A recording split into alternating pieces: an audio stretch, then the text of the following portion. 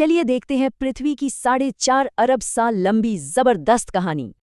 आज हम जिस जमीन पर खड़े हैं वो हमेशा से ऐसी शांत नहीं थी। इसका अतीत बड़ा ही तूफानी रहा है। सोचिए, एक वक्त था जब ये ग्रह आग का गोला था और फिर पूरी तरह बर्फ से ढकी एक स्नोबॉल। इसकी शुरुआत हुई थी धूल और गैस के एक बहुत बड़े बादल से। पास के एक तारे में हुए धमाके ने इस बादल को सिकोड़ा और गुरुत्वाकर्षण ने सूरज और पृथ्वी को बनाया। पर हमारी पृथ्वी अपनी कक्षा में अकेली नहीं थी। थिया नाम का एक ग्रह सीधा इसी की तरफ बढ़ रहा था। और फिर हुई वो जबरदस्त टक्कर। इसने हमारी नई नवेली पृथ्वी का नक्शा ही बदल दिया। इसी टक्कर से जो मलबा निकला, उसी से खिंचाव के कारण हमारा चांद बना। इसके बाद लाखों साल तक उल्का पिंडों की भारी बमबारी हुई। इन्हीं से यहाँ पानी और खनिज पहुंचे। जीवन की पहली चिंगारी सतह पर नहीं, बल्कि समुद्र की अंधेरी गहराइयों में जली।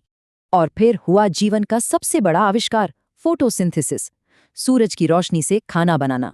लेकिन इससे एक जहरीला वेस्ट प्रोडक्ट भी निकला, ऑक्सीजन। उस वक्त के जीवन के लिए ये खतरनाक था।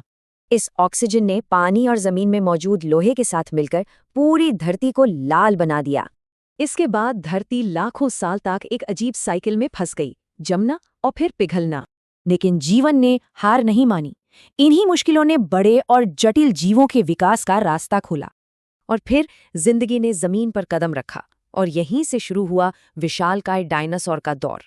उन्होंने इस धरती पर पूरे 15 करोड़ साल राज किया। सोचिए कितना लंबा वक्त है ये।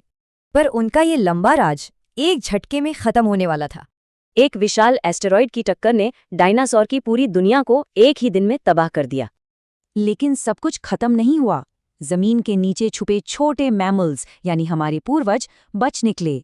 डायनासोर के खत्म होते ही इन छोटे मैमल्स के लिए एक नई दुनिया का रास्ता खुल गया। 2 पैरों पर चलने की इसी नई आदत ने इंसानों को औजार, भाषा और सभ्यता की ओर बढ़ाया। अगर धरती का पूरा इतिहास देखें तो हम इंसानों की कहानी तो बस पलक झपकने जितनी है। लेकिन इतने से वक्त में ही हमने इस ग्रह को किसी भी दूसरी प्रजाति से कहीं ज्यादा बदल दिया है। तो धरती की कहानी का अगला बड़ा मोड़ क्या होगा? इसका जवाब शायद आने वाला वक्त ही देगा।